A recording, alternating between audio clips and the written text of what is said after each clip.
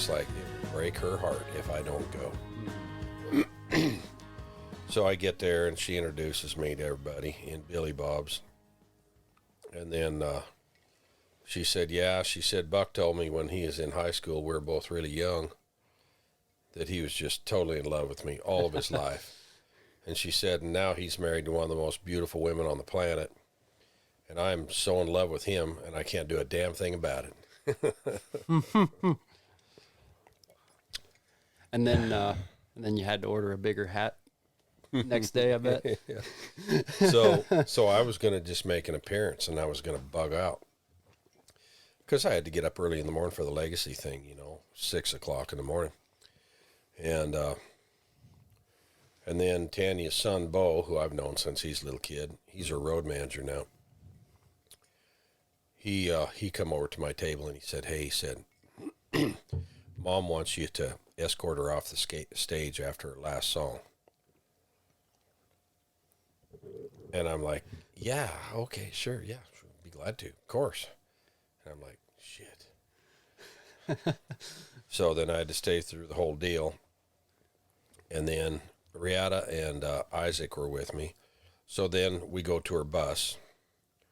And then Tanya and I got in the tequila. And we drank tequila on her bus till about 4 in the morning. I went back, slept for about 2 hours, and then I had to get up and start the whole legacy thing. And I thought, Tanya, I hate you today. Because as soon as I left, their bus headed back to Nashville.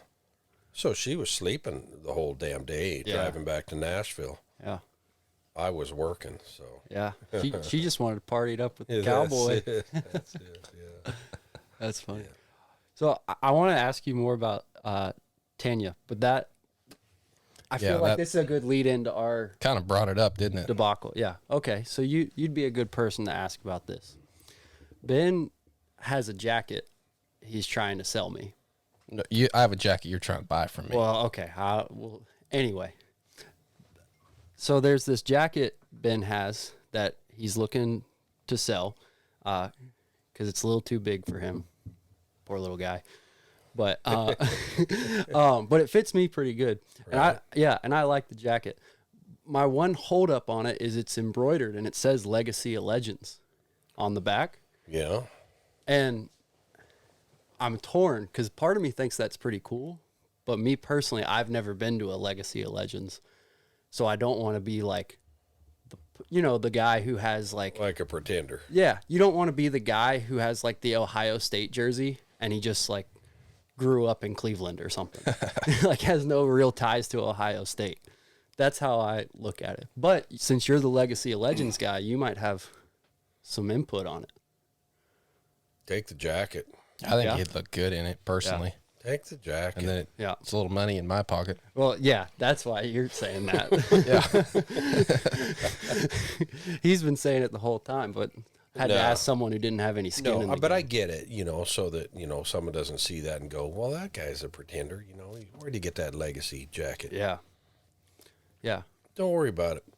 Because I always look at it like this, and I live by this. I heard this. I wish I had been the one to coin the phrase, but I didn't. But it sure meant something to me. The phrase was this: I don't care much what anybody thinks of me, because frankly, it's none of my damn business. Yeah. And I heard that, and I thought, yeah, that's kind of me. Wish I'd thought of it, though. Really brilliant. Yeah. But, yeah, I don't. A lot of people waste a lot of time worrying what everybody else thinks about them. Yeah. And I just, as long as the horse is cool with me, I'm okay. Yeah. I'm okay, because horses are pure and they don't lie. If the horse says I'm doing all right, I'm doing all right. Gotcha. So, is that for... But I'm sure you still obviously had mentors and people who you held their opinion in high regard. Sure. Right. But I guess you're saying that more for kind of Joe Blow on the streets type of deal. Yeah, I mean, of course, I always from the time I met Ray Hunt, I really wanted Ray to approve of me and be proud of me, you know. Mm-hmm. Because he was the first man that I ever met that I really thought I wanted to be like. Anybody before that, not really. Right. So, yeah, it meant a lot to me that he Yeah. would eventually be proud of me. Mm-hmm. Yeah. But in the meantime, you could kind of block out the noise. Yeah. Yeah. Yeah. No, I like that quote. I like that quite a bit. You can get, you can get so hung up in trying to please everybody or get approval from people that you really don't get much accomplished.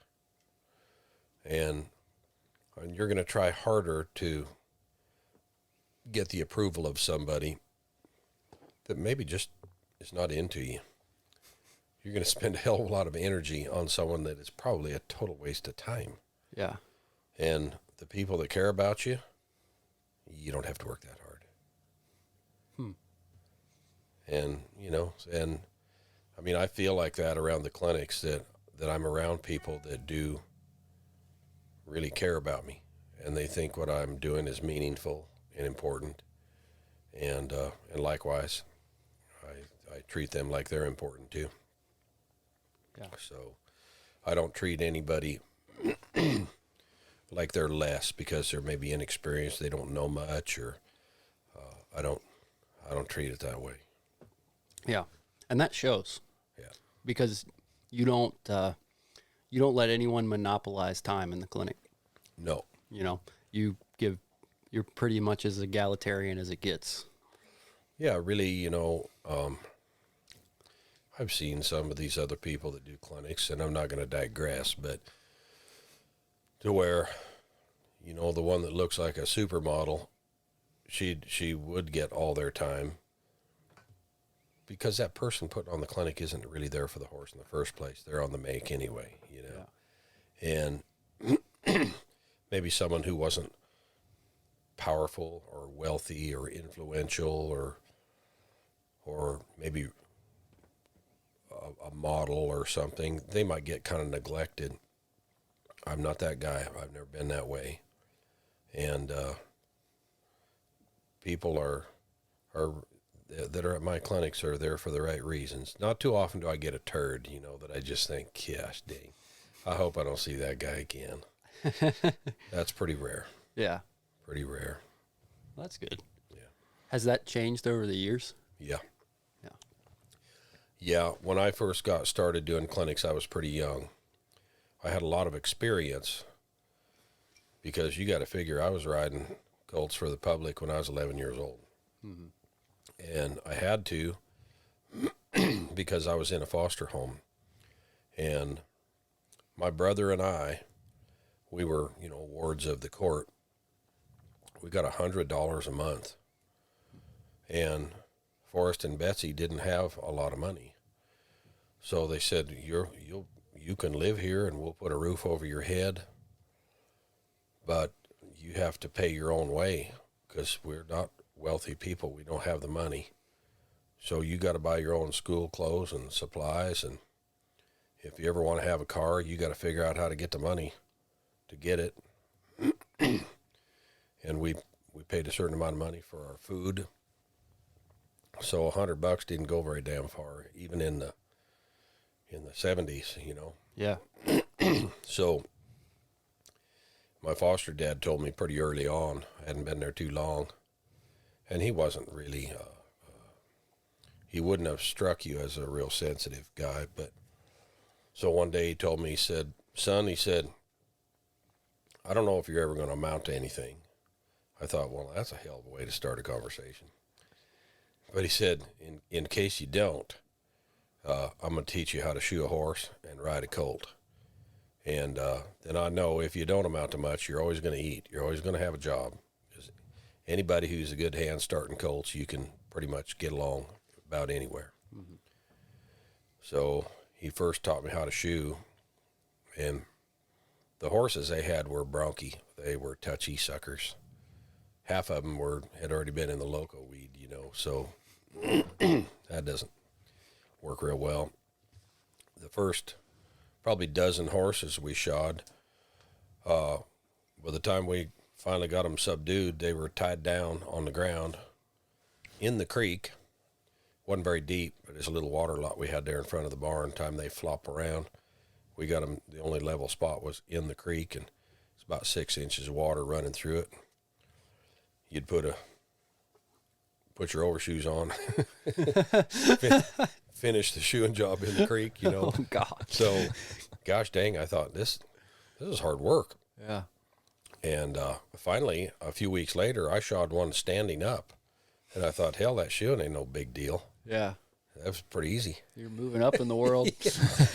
But it didn't take me too long to figure out that I wanted to make a living with my head higher than my butt. So I Naturally. thought, I'm going to start riding colts. So, and I'm going to become successful where other people shoe my horses for me one day. But I was glad I learned how to shoe. Any good cowboy ought to be able to shoe his own horses. Mm-hmm. You know, gosh, you get ranch cowboys now that they'll hire on and they don't even know how to shoe a horse. It's like, you got to be kidding me. Well, you are no cowboy, first of all. But so even kind of in the cowboy world, some guys have gotten soft, you know. But I think every cowboy ought to be able to tack some shoes on a horse. And you might not look like a journeyman farrier, but you ought to be able to do that, you know. So I'm glad he taught me that. It was important. Yeah. And then I started, to get back to your question, I started doing clinics pretty early because I'd been around Ray right out of high school. And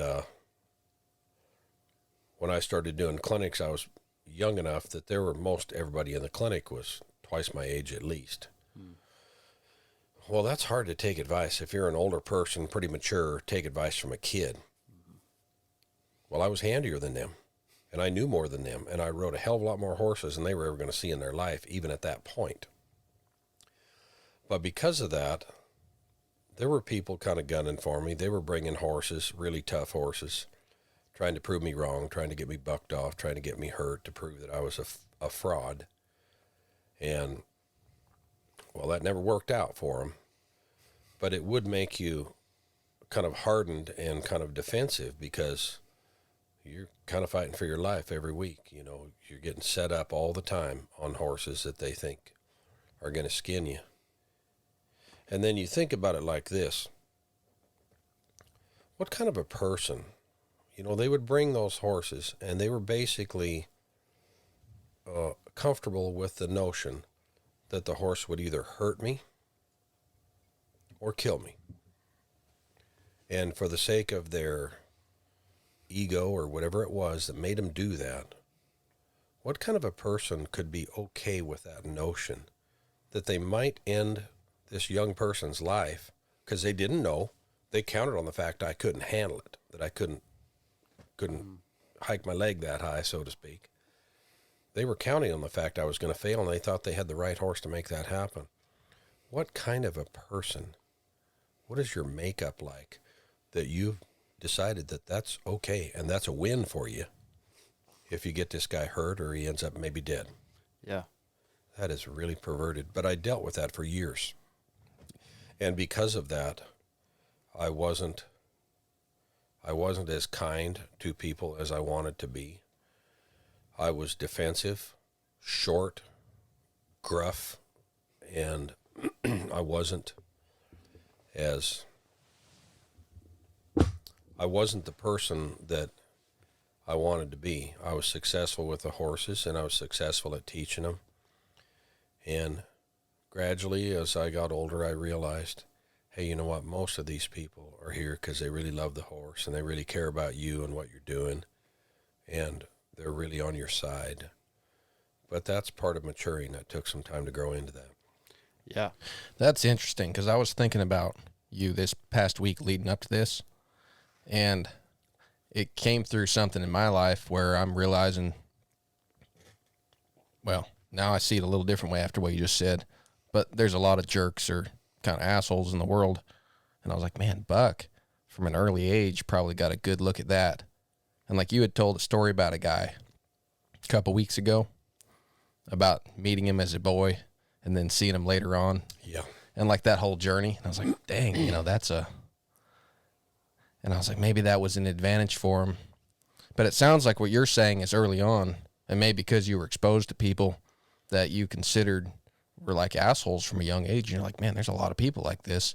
So for years, there was more conflict. And now, because I noticed even today, you handled a few questions that were they seemed or you made comments to people that were doing things where I was thinking, yeah, that is pretty stupid. But you were really kind, and you just kind of got on their side, and you gave them a little affirmation, telling them that they look like they're getting some stuff done, and you've found a way that, depending on how you act, that kind of determines if somebody's going to be a jerk or if they're going to be a kind person to you. Yeah, it does. And, but I think you have to be kind of comfortable with yourself to be able to be that way toward other people. If you've got your own kind of demons you're dealing with, that's reflected in how you treat other people. And, I try a hell of a lot harder now at this stage in my life, and I have been for quite a while, but to be the kind of person when I'm doing a clinic that they go away from that thinking, I'd kind of like to be like that guy. And so it doesn't matter. I always have these things that I say that are really important to me. But I'm always following up saying, and damn, I wish I'd thought of that too. But it meant something to me, so I remembered it. And my good friend, Sherry Pepper, she was who I worked for when I was riding all the polo horses. And even in those days, I was, pretty handy guy, got a lot done. And we were having dinner one night, and she said, Buck, I'm going to tell you something. And she's like a mom to me, I'm going to tell you something. She said, when you die, people probably aren't going to remember all that long how good a hand you were, but they're going to remember forever how you made them feel. And I thought, damn. And it kind of almost irritated me that she said that, because I thought, no, what in the hell did I do that made you want to say something like that to me? But I thought about it, and I thought, gosh, dang it. And Sherry wasn't even all that well known for saying profound things. She wasn't.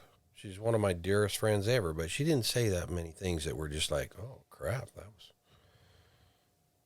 pretty good. But that night, I thought about it, and I thought, gosh dang it, she is right on the money. And I heard it at just the right time. So, I still think about that, and that's been decades ago that I heard that. Yeah. Because,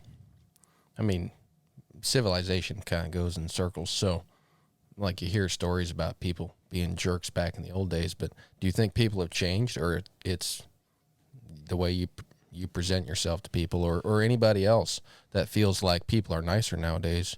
Well, as far as for my deal, people kind of gave up trying to set me up a long time ago, as far as to get me in trouble on horses, because I proved they couldn't. So that was okay. It's like, all right, if I'm real, bring them. Yeah. Bring them. I know I can ride them. I'm not sure you can when I get done, but I'll guarantee you I can ride them. So in those days, I was like, bring it. I don't care. Mm-hmm. Because most of the time, and I'd know when I was being set up. Someone would bring a tough horse a lot of times because they just didn't have anywhere else to turn. Okay, that's fine. I'll help you. We'll get him going. But you knew when you were being kind of set up by somebody who was trying to prove you wrong. And sorry to interrupt. How did you know? Yeah, you get good at reading people. Yeah. And you see who the owner is or who brought the horse, and you can tell by their expression, Gotcha. And there were a few times over the years where after I got the horse rode that I would even tell them in front of everybody, I'd say, I'm really sorry. They'd be like, why? Well, I'm sorry because you did the best you could to get me in trouble, to prove me wrong. And I'm just so sorry you failed, because I know this was the best you had. And you got no game, man. Really, I really feel bad for you, because you did the best you could. And I didn't even have to do the best I could to get your horse rode. Once in a while, I'd say that. And of course, usually by then the crowd would just applaud. They'd be like, yeah, because they knew the deal too, you know. But I don't get too much of that anymore. I think I probably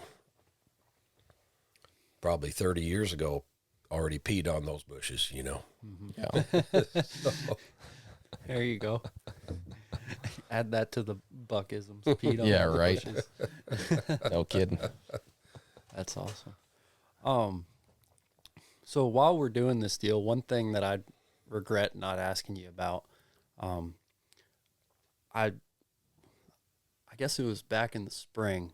I was having dinner with Kurt Pate at an NCBA event, and he said, he's like, next time you see Buck, you ought to ask him about the winter we spent roping wild horses and like riding from fire to fire and stuff. And so could you talk a little bit about that? Because he told me a bit about that, but I'd like to hear what your perspective on it. you know, he called me about that. He and Wally Wines were, you know, good friends of mine, and they got this deal. It was on private property on a private ranch, the Beck Ranch, and they had a bunch of wild horses, just Mustangs, you know, Yeah. no different than you'd see out in the Great Basin. And they'd been there for decades. The old man that owned the place, he really loved having them there. He just really liked them. But, you know, there was getting to be too damn many of them.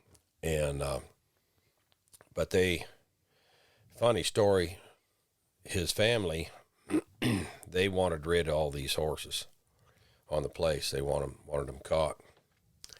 And the old man, the family got together and they put him in a rest home in Deer Lodge. And he still had the ranch checkbook, but the only thing he could write was $20 checks. That's it. And he got the last laugh because he was kind of pissed off they put him in a rest home because he didn't need to be in there, but the family just sort of took the ranch away. And so he got a friend to come pick him up at the rest home, and they drove to the sale barn in Butte, and he bought a stud horse, 5-year-old stud horse, and paid for him with $20 checks. And they hauled him back to the ranch and kicked him out in the hills with the wild horses. So he got the last laugh. Oh, good. But they wanted to gather those horses, and they had tried it like a bunch of farmers, you know, tried it with motorcycles and snowmobiles, and well, that doesn't work, you know.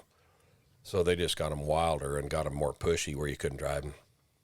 So all we had was this overhead map of the country.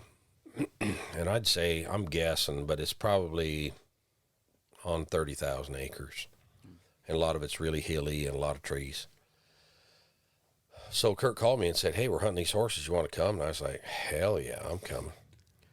And I mean, I've never taken drugs in my life of any kind.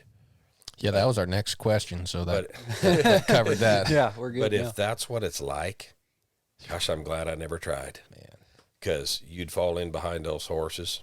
We'd make out a big plan. We stayed in this little flea bag hotel in Drummond, and we'd make our plan for the next day where we're going to run these horses, because they're all little bands. You know, it's not like in the movies where there's 100 Mustangs. You know, it's little family bands of horses, 10, 12, maybe 4 or 5 at times. And we'd have it all planned out where everybody's going to be, and then we'd make this run at them, try to catch them in a trap. And they were smart, boy. They were clever. You had to really admire them, because a lot of days we got skinned. You know, we'd use 2 horses a day, and they'd just be plumb wrung out. And I'm talking 20 below zero. And after we'd make a run, when you're making a run trying to gather these horses, at 20 below, you were unzipping your jacket and just, you were hot. With all the adrenaline, you were hot. And then as soon as they skinned you and you lost them, then you're freezing cold. Well, then we'd find an old dead pine tree, got to where we had to stand up in the saddle to break the limbs off because we had been there quite a few days. And we'd build us a fire and warm ourselves up and make another plan and take another run at them. But we got smarter as we went. But we wanted to do it real traditional. We had no radios, no airplanes or anything like that. We did it with a saddle horse and a rope. That was it. And, gosh, we did everything. We snared some. We had one little group. We'd kind of run them quite a few times, and then they'd get down into this creek bottom, and they'd skin us. They'd be like a ghost. It's like, where did they go? There's snow on the ground. So we kind of got to where we'd track them, and they had a little routine where they would take you on a merry chase, and then they got you. So we found this one other group, and we weren't even trying to catch them. We just ran them for 2 or 3 days. Figured out what they did. Then we got some old stiff team roping ropes. We took some baling wire and hung it up in the trees to where it was just about this length right here. And then we just put the chase on them, and about the time they thought they'd gotten away, zzz.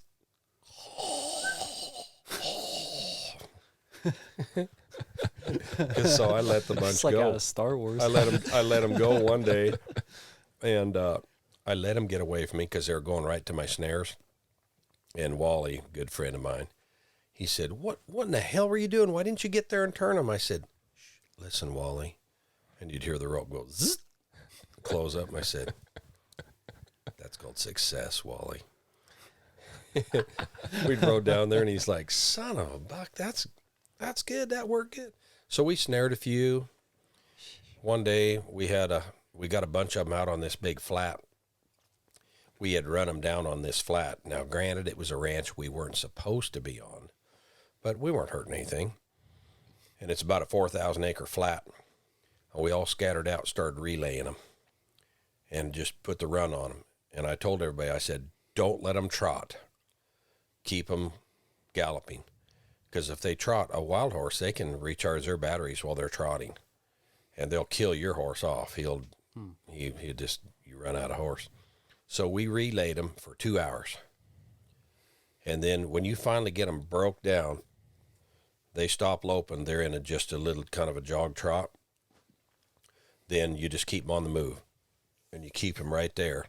And then we just started necking, front-footing horses, tying them down, racing off to the next one. And out of 24, I think we got 21 or 2 roped. So at the end of the day, there's this big snow field, and there's 22 head of horses tied down out there in the snow. Holy cow. And then we're like, well, crap, we're out of time now. We're running out of light. And it's 8 or 9 miles to where the horse trailers were. So we found this old abandoned calving barn, just kind of falling down. We get the doors open to it, and we start getting those horses. We'd get them up, have a rope on a hind foot and one on their neck, and we'd ferry them into this calving barn and stuff them in there. Stuffed all those horses in there, and then got the doors shut, and then we found some old abandoned irrigation pipe and kind of crisscrossed that in front of the doors. So we left them in there all night. So we trotted back, went home, come back the next day with a couple of trailers, and then we started ferrying them out one at a time. One guy on a hind foot, one guy on their neck, and they'd hook onto your horse pretty quick. If they'd go to run by the saddle horse, you just stop them by hind foot, and pretty soon you didn't have to do anything. They were just right at your stirrup, and we long trotted out with every one of them. Wow. And we got them to the local auction yards there in Drummond, right by the railroad tracks. And all those old bastards in town, we'd go eat at the bar at night, and the Beck horses were pretty famous, They'd be like, they skinned you again, you boys. You just trotting around out there. You ain't never going to catch a horse. Nobody can catch those horses. They've tried. You're going to fail like all the other cowboys. Oh, you're big cowboys. Oh, yeah. And they're just a bunch of damn drunks, sitting at the bar. They couldn't ride a stick horse. Well, finally, we caught all those horses and had them in the yards right there, the railroad yards. We went to the bar that night and said, all right, all you assholes, we're going to be cutting some studs tomorrow down at the yards at the railroad head. You might want to come by. And they were like, "Oh, you caught some horses? Well, why don't you come find out, old man?" So they came down, and all of them sat on the fence, and we roped and cut those studs that day, and then, gave them to the ranch owner. But if I could make a good living hunting horses, Yeah. you guys would never see me again. That's awesome. Oh my gosh, it's the most fun I've ever had on the back of a horse. I was going to say, that sounds like a heck of an adventure. Pretty wild. Yeah. It's sometimes you're going quite a bit faster on frozen ground than what you would normally do, but your quarry is just right there. Yeah. And gosh, Well, that was the other thing. Kurt said, if Buck doesn't bring this up, mention when he was loping through the snow on his bridle horse Cinch, and he completely endoed and disappeared into the snow. yeah, I did do that. Yeah. I So did do Kurt, that's a message from Kurt, not me. yeah, it's pretty slick, Yeah. And the worst part, that sounds bad, but it all worked out. I really didn't get hurt, neither did my horse, but the worst part is it's just those little bitty pine trees, and they're just like hair on a dog's back. Those horses they'd go through them at 40 miles an hour. Well, you're going through them too, trying to stay on them, but you'd hit those limbs and there'd be snow on them, and that snow would just fall on you as you're crashing through the trees, and it'd go right down your leg of your shaps, and so you're soaking wet. But it's 20 below. Yeah. Oh my gosh, you talk about freeze your butt off. Yeah. Oh. And the wet cotton, and Yeah. and you probably have long johns on and stuff. Yeah. Yeah. But it was miserable. But totally worth it. Yeah. How old were you then? I'd have been 25, 26, Yeah. 27, right around there. Man, do you feel I gotta really find some new soft friends, Joe. now, Ben? Yeah. Get a new friend group that really, and leave Middle Georgia. yeah, I was going to Bill say Barnes. that story is a bit different than hanging out at Stony Creek Ranch. A little bit. Yeah. We're like, easy. Look out for the gopher holes. Yeah. An easy trot now. A turkey, A jog. turkey might pop out of the bushes and scare kids. Yeah, or you got to something. hold your rope. Anyone that visits us gets the speech about how, you got to hold your rope and you got to look for turkeys. Yeah. Oh, Got to man. walk. Well, that's awesome. I'm glad I asked about that. Yeah, it was 'cause fun. It was Oh, the most that's fun I always ever the had. best. Kurt and me and Wally and Bob Blackwell was out there, pretty well-known cowboy. He's pretty sick now, he can't even ride anymore. But oh man, Ron Goddard, a bunch of good cowboys, Kurt Ilgen. But it was me and Wally and Kurt were kind of the nucleus. We were the guys, And, gosh, we'd invite people out there, and then they'd freeze their ass off for 2 or 3 days. We'd get them on a weekend, and then couldn't get them to answer our phone calls anymore. It's like, well, we got to get another friend. And we went through all the friends we had hunting horses just to get some warm bodies there to fill all the holes when you're making a big run at them. And we went through every damn friend we had that winter. And then when it was all said and done, it was me and Kurt and Wally. We're still there chasing horses. Guess that kind of helped you define your friend group a little bit. You kind of knew where everybody stood and Well, one time, who had cojones. Mary and I had just gotten together, and Mary rode quite a bit in those days. And I said, Mary, you know, all the guys said they're going to bring their wives, and we're going to hunt horses this week. So all the wives are coming, so you need to go, and it'll be fun, it'll be kind of like a family outing kind of a thing. So I get there, and I meant it, I wasn't making it up. All the guys said their wives were going to come. Well, I get there, nobody's wife came, and there's Mary on her old gray horse. Well, and I put her up kind of in a strategic place near the trap, and, well, she sat up there and froze her ass off because she's not moving. She's just sitting there on her horse waiting for the big run. And it was an important role because she needed to be there to bend him. But I thought, well, I'll put her there because I don't really want her galloping 35 miles an hour on frozen ground. She could get hurt. Yeah. So I'm kind of protecting her. But by the time we get the run made on the horses, and we didn't catch any that day, she's just like shaking and shivering. I'm like, oh, crap, I feel terrible. Then we went and got a fire built and got her warmed up. But that was the last weekend I saw Mary gathering horses. That was it. She's like, "You boys have a good time, because I'm not going to be there." That'd sour you on it pretty quick, I'd imagine. Yeah, yeah. But and Ray used to tell stories about running horses in Nevada, and he said the same thing. He said, "There's no way you can have any more fun on a saddle horse than hunting Mustangs." That's awesome. Yeah, they had just, gosh, what a neat time. Glad I got to do it. Yeah. I probably wouldn't go up there and freeze my ass off again, Yeah. but then again, I might. Yeah. And you lived to tell the tale. Yeah, yeah, and that's that's cowboy stuff that a lot of people never get to do. Yeah, absolutely. So I did it because of course now it's illegal to run Mustangs. The BLM, they put you in jail for it, unless you're working for the BLM, of course. So you don't just go out on government ground and run Mustangs. Some do still, but it's kind of on the down low. Yeah. But you just don't do that. And so to get a chance on private ground to do that, it was quite a neat thing. A lot of young guys will never get to see that. So it's still legal on private ground? Oh, yeah. Today? Yeah. Yeah, because technically the landowner owned the horses. Okay. So it's not like a native species then? No, wild horses are not indigenous. Yeah. Well, I knew that, but So- it's not, the laws don't apply like you would the elk on a ranch or something. No, that they makes were sense. private property, just like having a herd of cows Yeah. out there. So, yeah. Gotcha. That makes sense. Yeah. Man. I want to hear about that deal you were talking about with Mexico. Oh, yeah, we were talking about. Yeah. Ben was telling me about this. I hadn't heard about this. Well, yeah, because I wanted to hear it from you a little bit.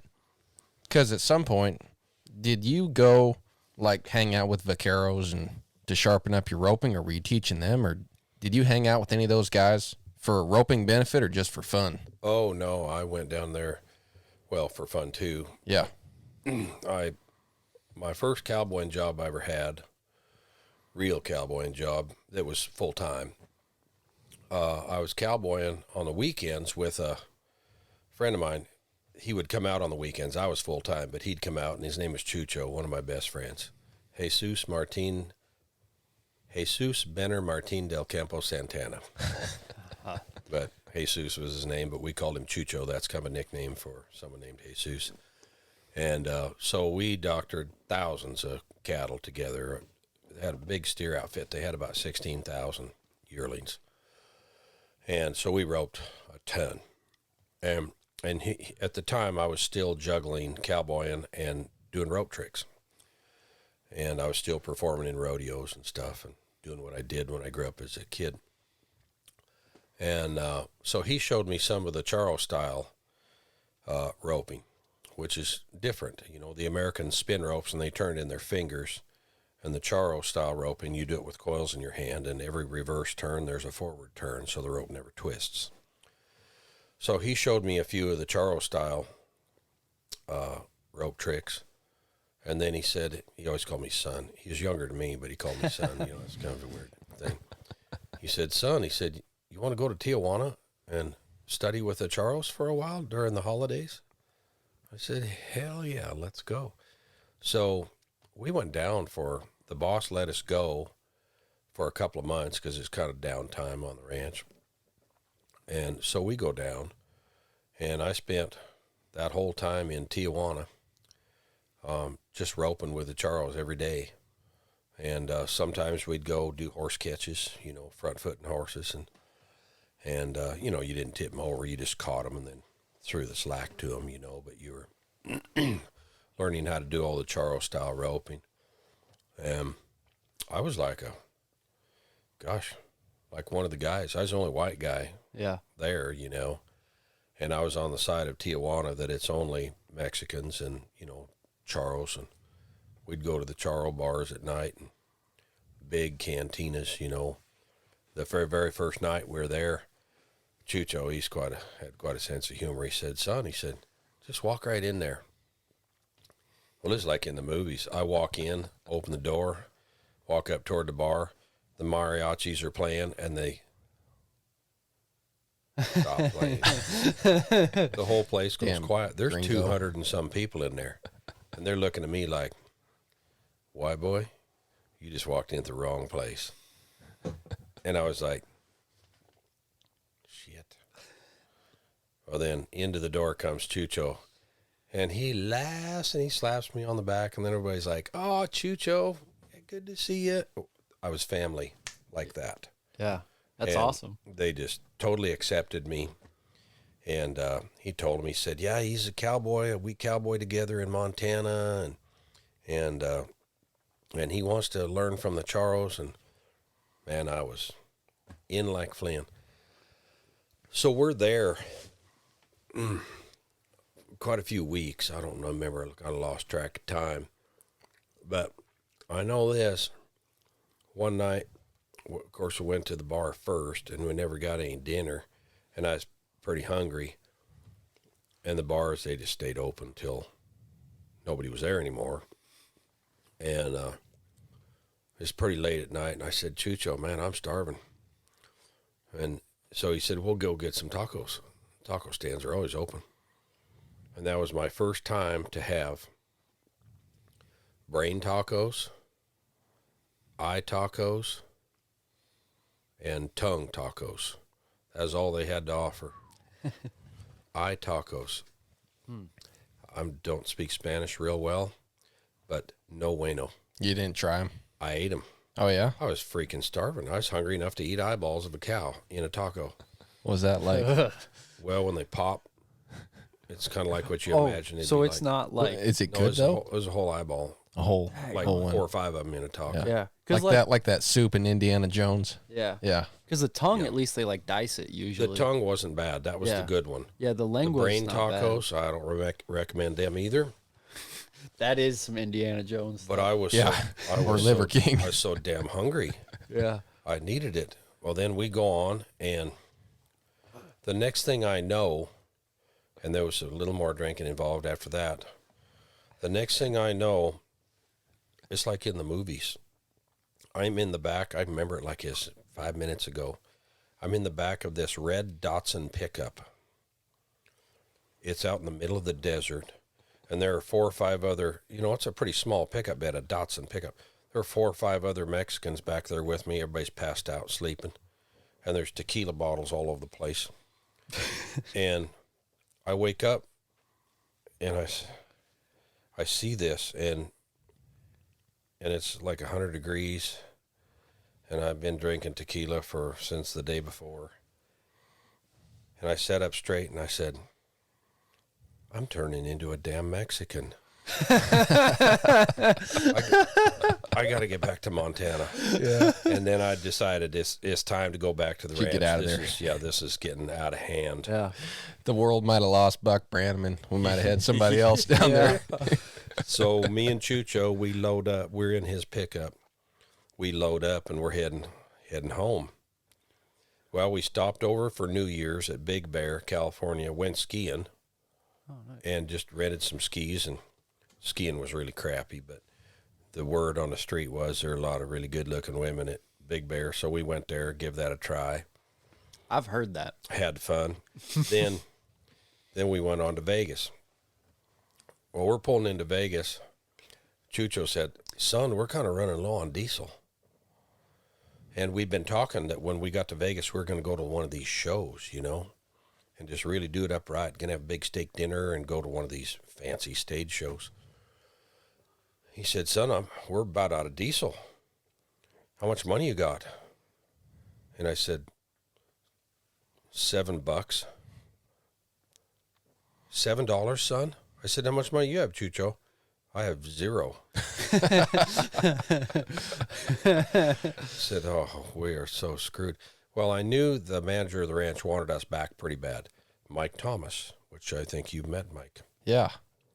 He wanted us back pretty bad because we had about 60 head of colts to get started.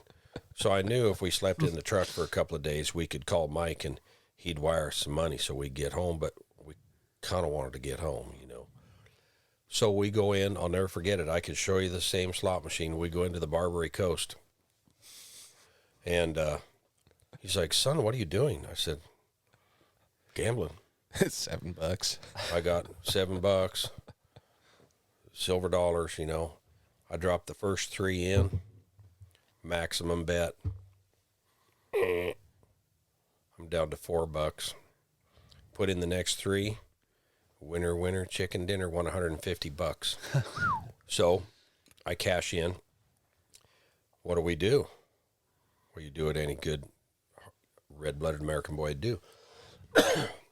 We went and got us a cocktail, got us a big steak, went to a stage show, saw all the beautiful women, had the best time. About 3 a.m, Chucho said, well, son, we better get going. We better head for Montana. Okay. Only one problem, Chucho. I'm down to $3. So we're right back in the pickle we were in a few hours before. He said, so what are we going to do? I said, we're going to go back to the same slot machine. We did. I put in the $3, maximum bet, $75. Grabbed That's the money, not bad. filled up the truck, and headed to Montana. Got the heck out of Vegas. That's one of the best gambling stories I've heard. Yeah. And that's where that winter when I was in Tijuana, when we crossed the border, Chucho said, all right, son, now you're in my country. I speak English in your country. Now you speak Spanish in mine. I'm not speaking English to you anymore until we cross over the border again. And, of course, naturally me, I said, well, that's fine. I didn't really give a shit about hearing you talk to me anyway. So it's fine with me if I don't talk for a couple of months. Yeah. No problem. But I had a little bitty kind of a cheapo Kmart cassette player that I'd have in my room. And all I had was 2 Tanya Tucker cassettes. And I just kind of wanted to hear English, you know, kind of lonesome for that. And I'd listen to Tanya Tucker every night. And I told her that story years later. She was really proud of that, you know. But, yeah, every night I'd listen to Tanya Tucker music. And the rest was fine with me. I got to where I could kind of understand them, but I never did really get to where I could speak Spanish much. But, yeah, just another one of those great adventures of mine, you know. Man. So I know I've heard you talk about wanting to do like a biographical pick, but you could make just that story a really good movie. You could, couldn't Yeah, you? you could make that just a hangover style type movie Yeah. in Yeah. a couple months in Mexico. Yeah. Yeah. Yeah. That has it all right there. Yeah, Conflict, it kind of does. I never comedy. really thought about that, but You- yeah. Yeah. Man. That could kind of fit in there with all the pretty horses and Yeah. the night in old Mexico, Yeah, Yeah. somewhere in between there. Yeah. yeah.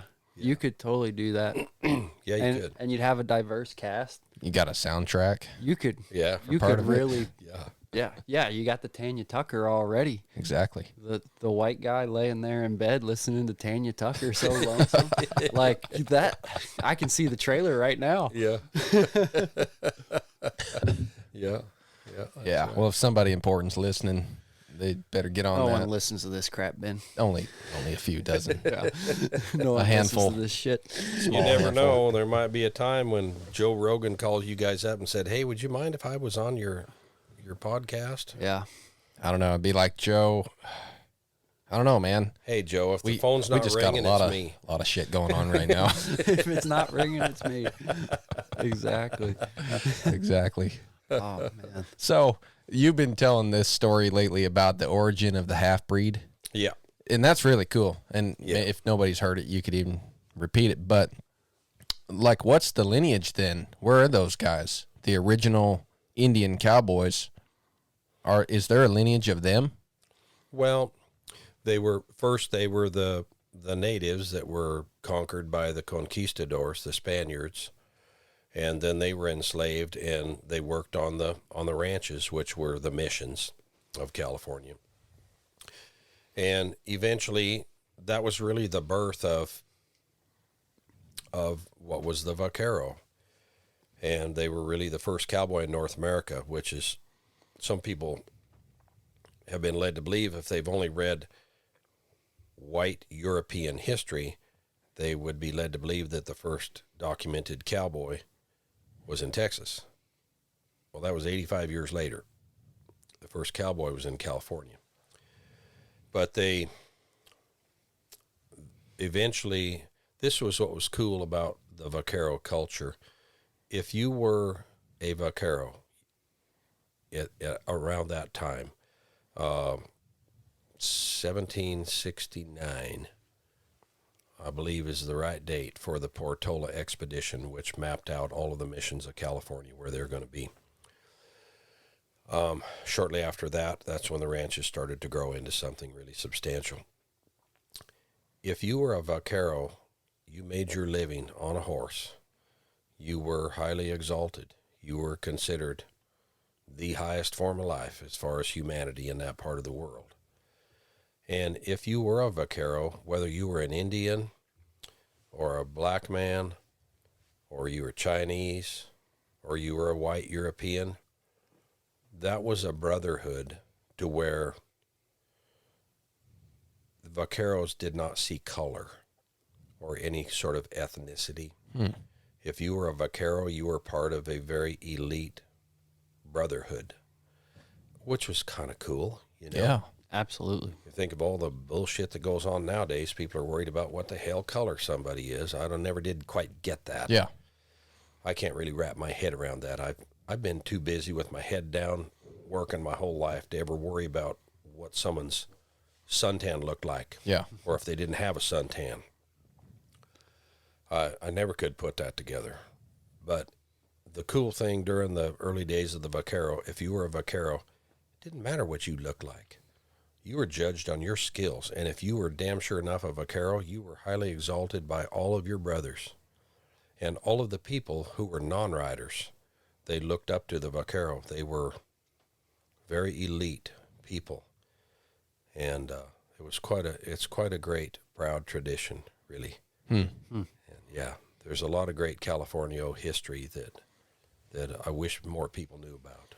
Yeah, I've never heard it explained like that. You know? Yeah, And that sounds like awesome. a real meritocracy Yeah, in horsemanship. yeah, That's fascinating. yeah. Yeah.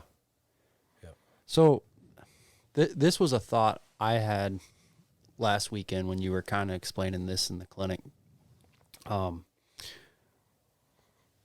Obviously, you hold, and I think Ben and I can speak for Ben. I think both of us do, but you hold quite a reverence for that style of horsemanship. Yeah.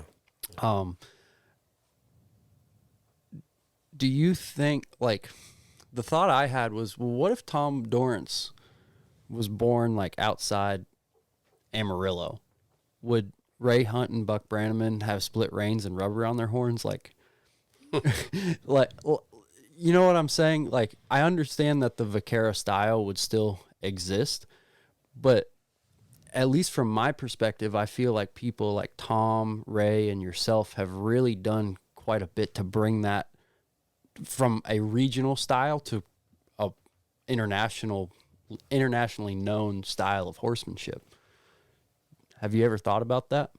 Well, yeah, I'm not necessarily quite like that, but I can tell you this, I can answer it, that if Tom Dorrance was, you know, a guy that grew up in Texas and had a short rope and a little taco hat and rubber on the horn and all that stuff, I would have never known him, regardless, because the cowboys I grew up around on the Flying D Ranch, they all rode slick fork saddles and were slick horn ropers and damn sure some of the best ranch cowboys in the entire West on the Flying D. At one time, the Irvine Company owned it, and then Bobby Shelton owned it out of Texas, and then eventually it sold off to Ted Turner. And then he got rid of all the cowboys and all the cows and did the whole buffalo thing, which, you know, was not that popular with a lot of the locals because it was a great, great ranch, the Flying D. And, but I grew up around top-notch, top-tier cowboys, so they were a big influence on me already.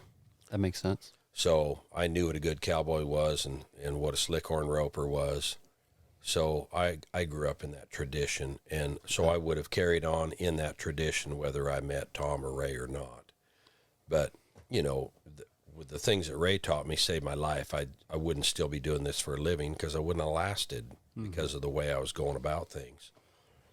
And there are a lot of cowboy for a short time, and then they get hurt, they get kind of chilled, something. Then they move on and get another job, and they just talk about what they used to be. And I don't plan on being a has-been. And if not for what Ray and Tom taught me, well, I'd have probably moved on too. Yeah. Yeah. But Yeah. Well, Ben and I are counting on you sticking around for a good long while. I'm going to try. Yeah. Yeah. I We know- need to send him down to Panama, though. Get him hooked up with one of those guys doing stem cells. I really think that's Yeah. like there's some cool stuff coming out on that. Like I'm only 25, and it sounds intriguing to me. I wonder what they could do for me. I feel pretty good, Yeah. but you wonder how much better you could feel. But Yeah. Yeah. you know, Yeah. I wish they could just give me a shot and grow some discs in my back or something. Just let it. Yeah. like they're saying, I don't know that it grows discs, but it certainly does some good stuff in there. Yeah. They'll get there. Yeah. They probably Keep you around will. for another You know, 35, 40 years. That's the thing, that just medicine has changed and gotten so much better that you can go to the body shop and get repaired, and whereas years ago people would kind of break down and nothing they could do. It's like, all right, you're in too much pain to ride anymore. Yeah. All right, that chapter's closed.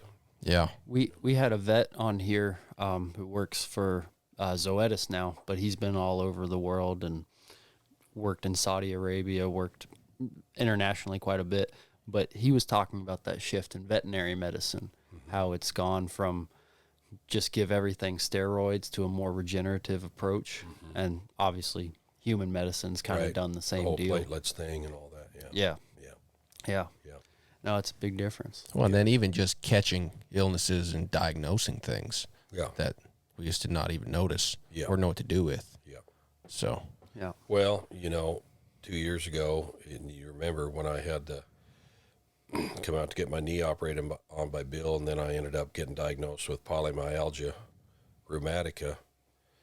If not for prednisone, I was about a week away from being in a wheelchair. And if not for the modern medicine, I would have been crippled for life. You don't just get over that. Yeah. You wouldn't have seen me here today.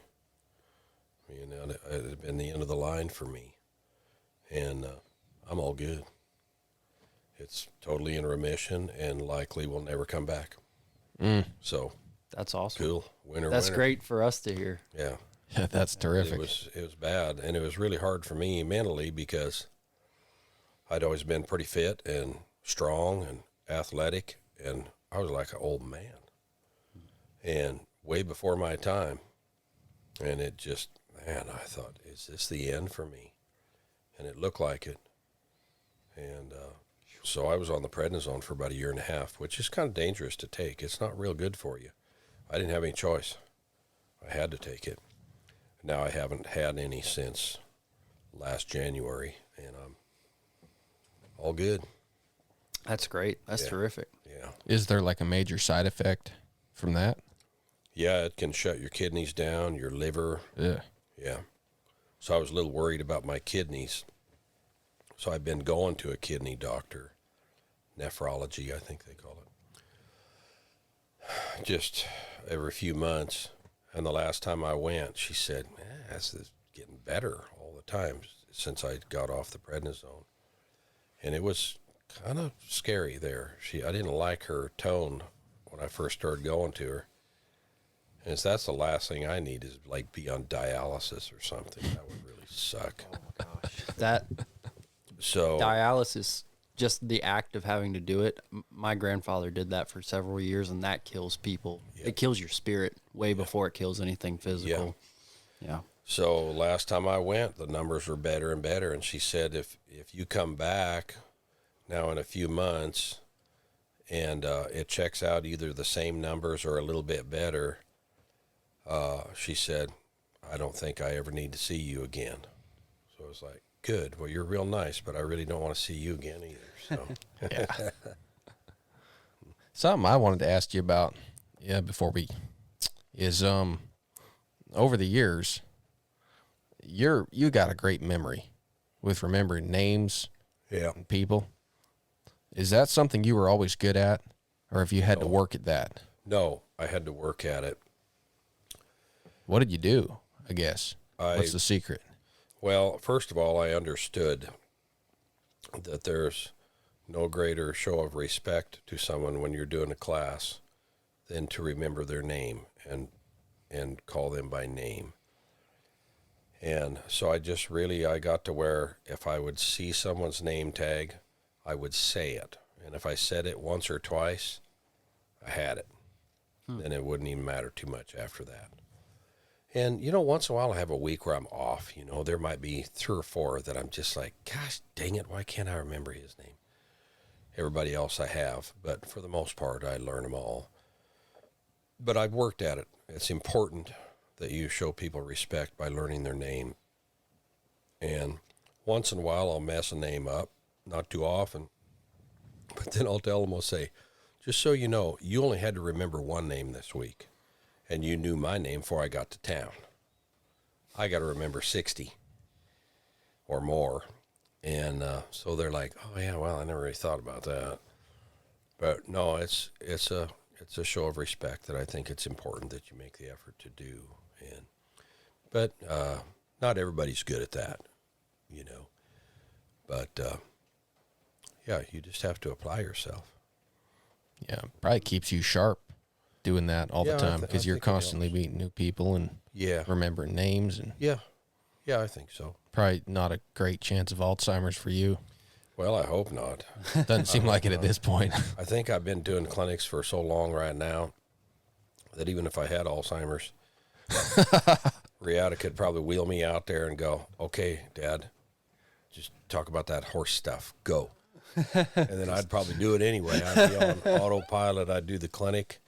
And then they'd be like, okay, we have to take him away now. Say goodbye, everybody. And then I'd be drooling down my neck the rest of the day or something. But Well, and you'd be teed up for a second career after that because we'd need a president sooner or later, and you'd be just ready to go. Yeah, that's true. It's a good thought. So what? We have an election coming up, and then there'll be 4 years. So Yeah. maybe 2020. Yeah. 2028, That would be maybe? perfect.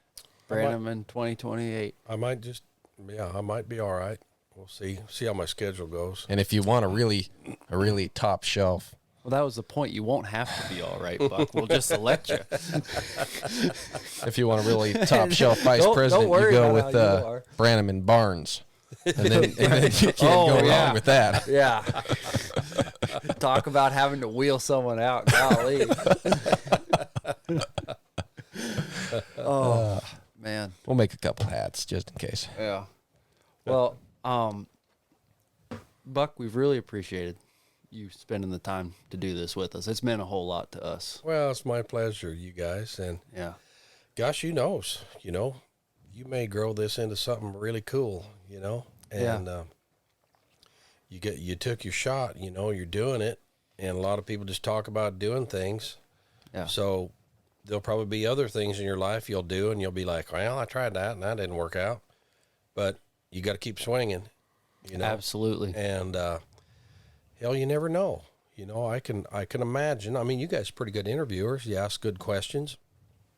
I can imagine that there'd be a hell of a lot of people this would really appeal to. So, Well, thank you. Yeah, I think you guys did good. Feel free to plug us on the move. Oh, there you go. There you go. But we do have one last thing, and it's kind of something we do with all our guests. We have them do a Mount Rushmore. Okay, so you watch ESPN, in ESPN in the middle of July where it's just baseball and the WNBA on and stuff. Right. And they've got to fill 3 hours of content. You just lost all the WNBA players there, but go ahead. This is ESPN, not me. If we had WNBA players listening to this show, our reach was far exceeded what I thought it was. So, but they've got to fill 3 hours of content or whatever it is on Right. Sports Center. Yeah. And so they're like, well, let's name our Mount Rushmore of NBA players, and they got Jordan and bird and yada yada yada, and then they're like, well, how do you leave a key Olajuwon off there, and then and now they got something to talk about for 2.5 hours or whatever it is. Yeah. So each guest we try to give them a Mount Rushmore. For example, Jacob, because he was part of the winning team of the Pro-Am, we had him do his Mount Rushmore of rope shots. But with you, what we'd like to do, because you're so well known, kind of for the showmanship in your clinics, you come out and you ride before you start a class and stuff, and it really captures a lot of people's attention and imagination and stuff. We were curious, what would be your Mount Rushmore of songs to ride to? Oh, that's a good one. Yeah. Well, So your top 4. okay. Well, you heard me riding to that Tones and I song today. Yep. What's it called? Um, Dance Monkey. Dance Monkey. Dance Monkey, yeah. Yeah, you heard that. It's Dance Former. Yeah, that one. Yeah, of course. Yeah. That's the one. I'm impressed that made the Mount Rushmore, to I be know, right? honest. I know. I mean, because I grew up on country music. George Jones, Buck Owens, Patsy Cline, Yeah. Tanya Tucker, Yeah. Tammy Wynette. I grew up to that, and I've always been a dyed-in-the-wool country music fan. But I like that. It just kind of really sticks with me. Yeah. And the Bradley Cooper song out of the Star is Born, Oh yeah. I can't think of In it. the Not in the Shallow, no. it's one the other he does one. by himself. Yeah. And I can't think of the name. Can't think of the name. That didn't but help me. We should have had the playlist on tap. Yeah. That's Well, all right. I can look it up. Yeah. Look up the Bradley Cooper song, I'll look it up. and of course Tanya Tucker, about anything Tanya Tucker, because I love Tanya. And oddly enough, I only got 4 right. Yep, Mount Rushmore. Well, I'm gonna give you 5 anyway. Well, you can do an honorable mention. That's fine. Okay. I love Lady Gaga. Yeah. Gosh, she's got some great tunes. And so there's 2 or 3 that I really like, but the John Wayne song I really like. Oh, that's a banger. Yeah.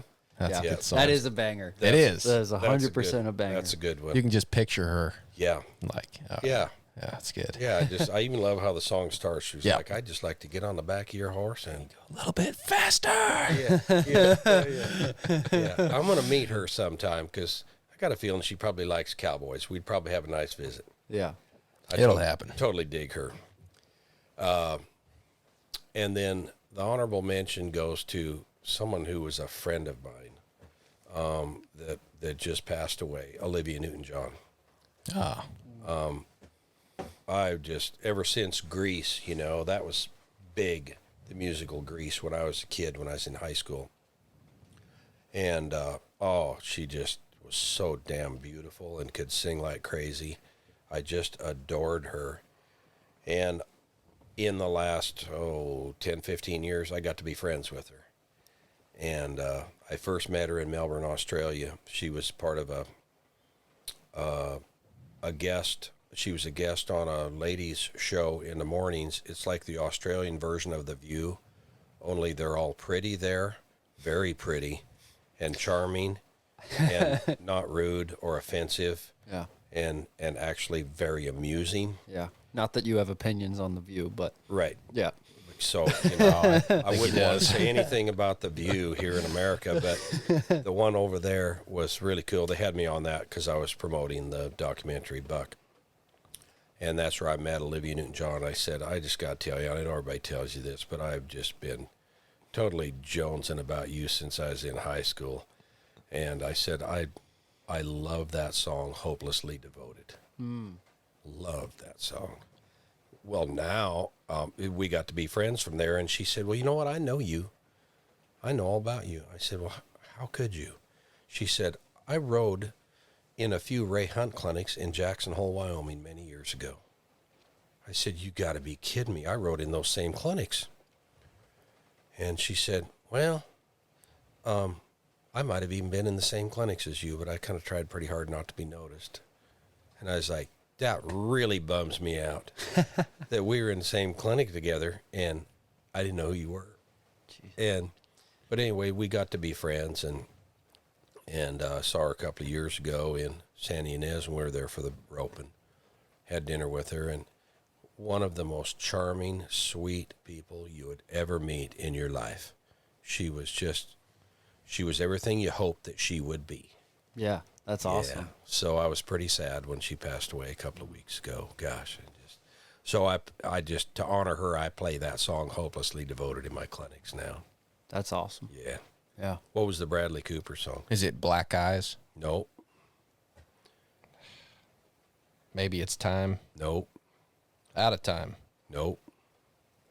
He was from The Star Is Born. Yeah, I'm going through the list of the ones they had. Yeah, you have the soundtrack. Just up, Bradley don't you? Cooper. Yeah. Well, we'll play it for you tomorrow. We'll add that in post. All right. All right. We'll just get a little clip of you tomorrow saying Come that, on and now. we'll just edit it in. Well, probably if I look up Bradley Cooper, there's Text only Jacob, so many he'll things tell he's you. done. Text Jacob. He'll tell you exactly what the song All right. was because he plays it all the time. Yeah. But yeah, I got him. that's a great tune. What's the... My personal favorite of what you've written to, the ZZ Top Lagrange. Pretty hard to beat that too.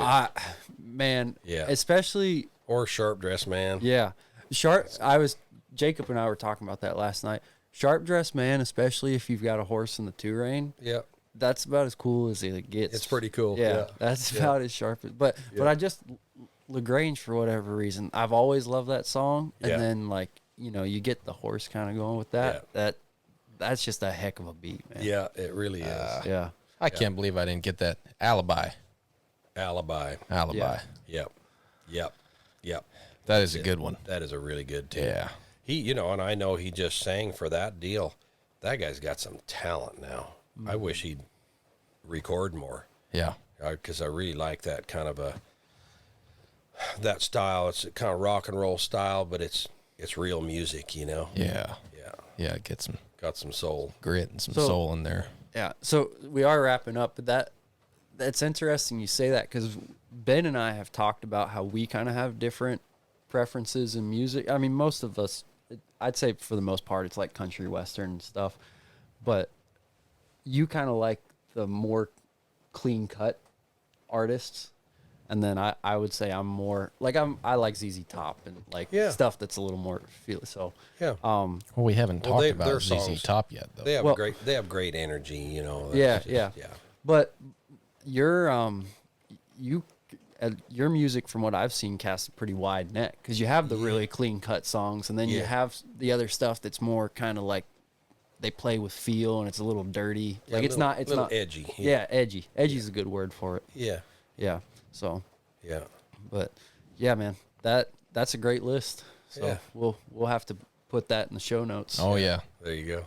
Well, Buck, thank you very much. And My I know pleasure. you got a clinic tomorrow, but we love you. Everybody loves you. Thank and you, guys. we appreciate having you in our lives. You're like kind of like the godfather. Well. And even on our podcast, I know we talk about you all the time. So Yeah. we're really glad to have you. Yep. You're kind of like a reference point for us Well, in I going forward in appreciate that. life. I when I tell people in the clinics, I'll tell them, I say, I know you appreciate being here, and you got to know that I appreciate you because all you guys that ride with me, I would be lost without you too. Yeah. We'll keep coming back. That's awesome. You can count on that. Cool. All right. All right. Thanks. That's a wrap. Bye, everybody.